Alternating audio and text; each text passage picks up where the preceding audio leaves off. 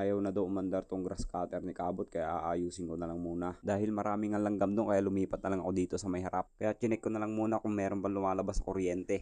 Kaso naputulan talaga siya ng kuryente, hindi siguro nakapagbayad. Binalak ko na nga rin salpakan ng 4-pin CDI, buti na lang nakisama. Meron lang palang mga kulangot. Kaya lang hindi ko na siya na video dahil na full storage na naman tong cellphone ko, nakakahinayang ng magbura nang. Pinagbabalik ko na nga lahat ng mga pinagkakalag ko kanina. Kaya naglagay na ako ng gas dito sa rear na tangki niya. Pero pagkatapos ko nga mailagay ang gasolina, may tolo pala. Kaya agad na ako tumingin ng repair kit niya sa online. Pero parang mas mahal pa pag repair kit lang bibilin. Kaya bumili na rin ako ng buong karburador. After 10 years na dumating na rin itong pinakahihintay kong parcel. Pero saktong-sakto lang naman daw yung dating dahil hindi pa naman daw naiinip si Kabot. Pinabuksan ko na rin kagad sa kanya para makita na namin at may salpak na. At saktong-saktong pares naman yung order kong karburador. At wala nga pala siyang kasamang gasket. Buti na lang meron akong gasket maker. Ito na lang gagamitin ko pandikit. Kaya isang mabilis ang pagsasalpak nga lang yung ginawa namin dito.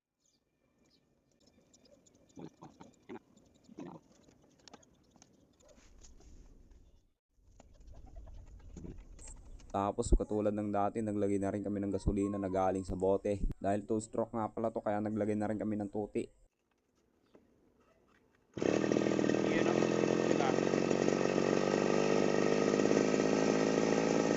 Dahil sobrang purol na nga yung talim nito, kaya hinasa ko na rin siya ng grinder.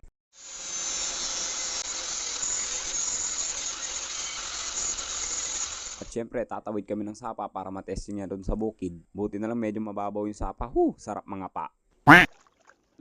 Lalim. Yes!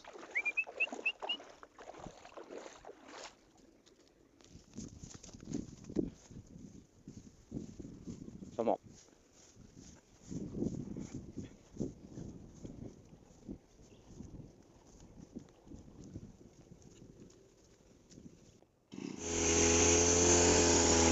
Talim din.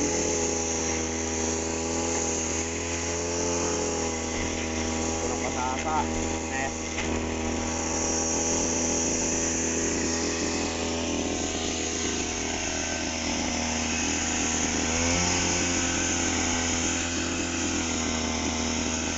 Talim din.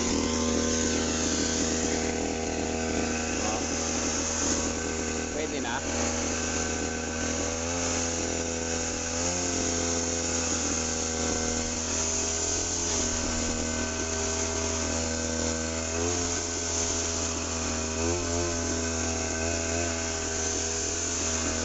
Unat ganda mo